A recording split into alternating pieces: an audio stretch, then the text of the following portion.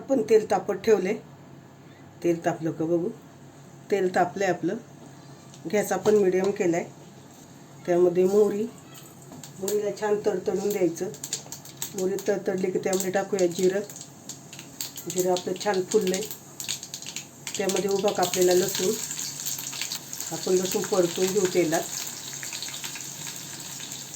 त्यामध्ये हिरवी मिरची. इथं मी कमी तिखट हिरव्या मिरच्या घेतल्यात. तुम्ही तिखट खाता असेल तर तिखटवाल्या घ्या. हे चांगलं परतून घेऊ आपण.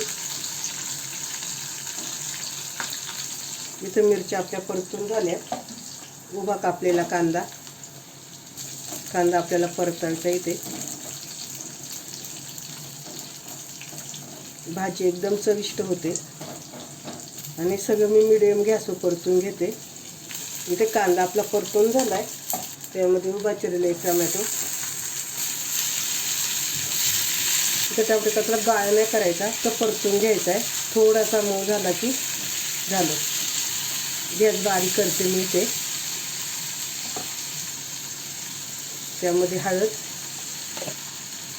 चवीनुसार मीठ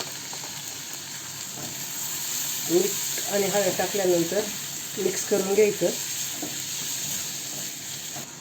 इथे मी कोबू लांब कापून घेतल्या. शिमला मिरची लांब कापून घेतली. ती टाकू याच्यात आणि छान परतून घेऊ. आता गॅस बारीकच ठेवला आहे. परतून झालं, थोडंसं मिक्स झालं ना की मग आपण मिडियम गॅसवर शिजवून घेऊया सगळं. अगदी पटकन होणारी रेसिपी आहे. आदल्या दिवशी तुम्ही सगळं कांदा सोडून सगळं कापून ठेवायचं आणि सकाळी उठून फक्त फोडणीला टाकायचं. एक कांदा कापून एक चपात्या करताना एक भाजी पटकन 5 मिनिटात होईल. मुलं कोबू खायला खूप नाटकं करतात. ही भाजी एकदा नक्की त्यांना बनवून द्या आणि कशी झाली मला नक्की कमेंट करून सांगा. इथे भाजी आपली छान मिक्स करून झाली आहे. याच्यावर आपण झाकण ठेवूया आणि शिजवून घेऊ. आपण झाकण काढूया. मिक्स करून घेऊ. आपल्या कोबूला छान पाणी सुटले. आता ह्याच पाण्यात आपली पूर्ण कोबू शिजून निघेल. वरून काही एक्स्ट्रा पाणी टाकायची गरज नाही. मी परत एकदा झाकण ठेवून घेते.